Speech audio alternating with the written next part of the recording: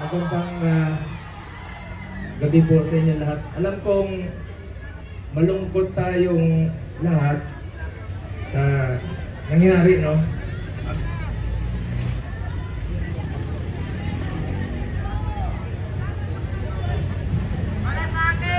Alam nyo, kwento ko lang po sa inyo ang huling balita ko kay Tatay Digong. Matagal kaming pagkasama. Alam nyo, higit pa sa tatay ang turing ko sa kanya. 1998, una po akong nanilbihan sa kanya.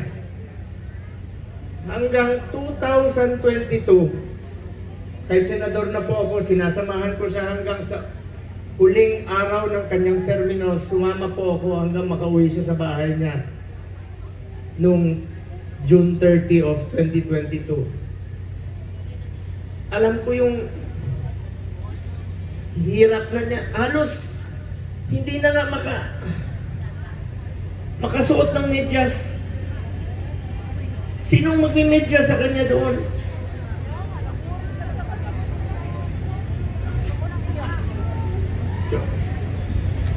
Sinabi ko.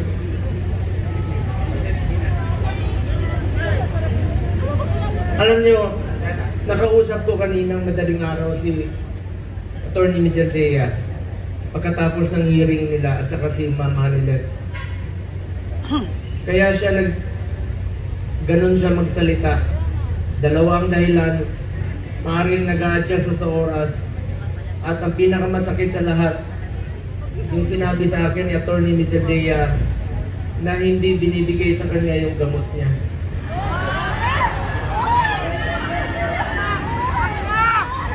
Alam niyo ba, hindi nga niya alam kung ano yung gamot na iniinom niya. Binibigay sa kanya ng nurse niya.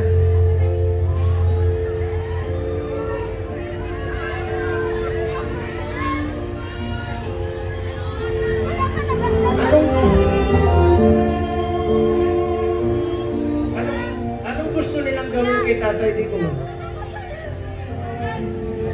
Kung kaya nilang ipadala si Tatay Digong doon, gawan nyo ng paraan paano siya ibalik dito.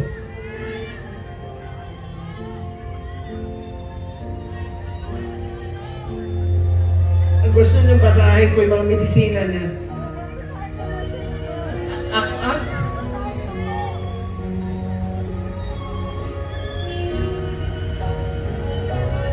Minsan nagtitwitch yung kamay niya, sabi ni Bingbong kahapon. Kaya sa lahat ng mga politiko na nakinabang kayo sa panahon ni, na pinansin kayo ni Tatay Digong. 6 na taon kayo pinansin ni Tatay Digong. Yung iba dyan, pinupuntahan pa namin yung birthday. Makakatulog pa ba kayo? Tulungan nyo naman si Tatay Digong.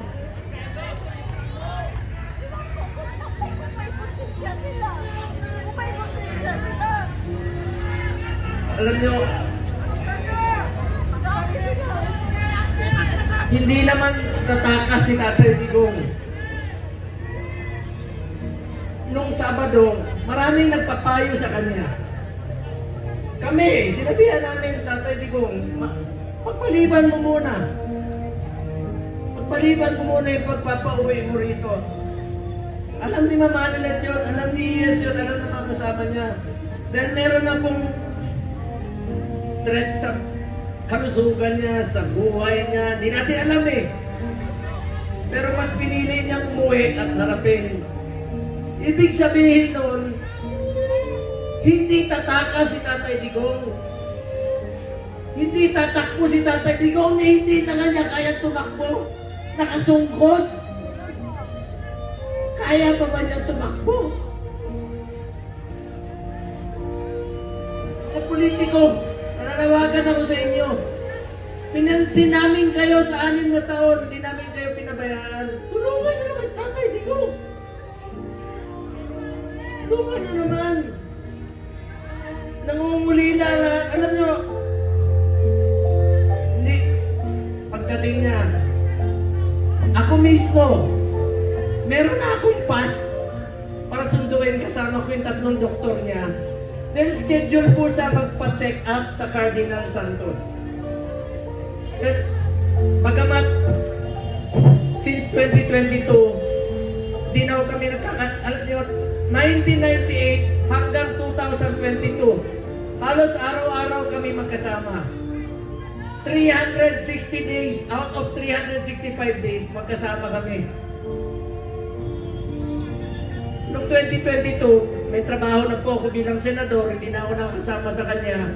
Pero hindi ko po pinapabayaan yung medical niya dahil yun po ang pinangako ko sa kanya hanggang sa pagtanda niya, hanggang sa kamatayan niya, hindi ko po siya iwanan. Lalong-lalo na po sa medical.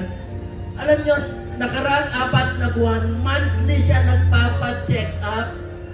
Yung dinidrip po siya. You may check with the doctors. I-check niya sa hospital. Kaya samahan ko siya doon, dinidrip siya para umabang kanyang buhay. Scheduled sa March 12. Pero ngayon, pati gamot ipagkakait.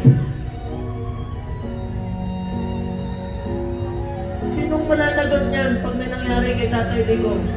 Ibangan! Ibangan! Ibangan!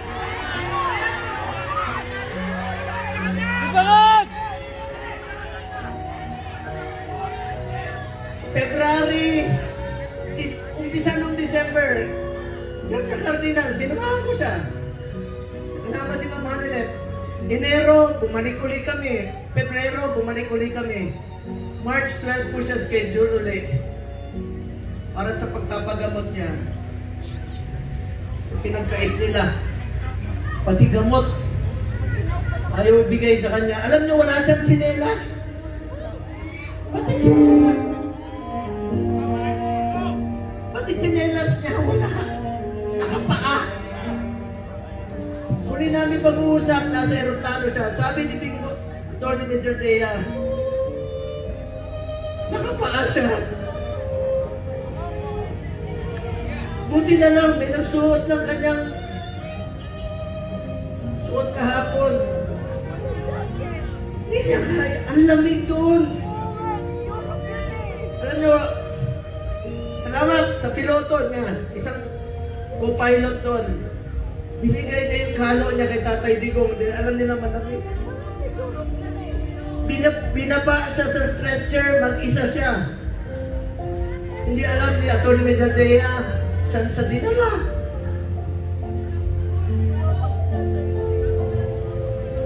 Alam ko nangungulila kayo, nakausap ko si Kitty kahapon.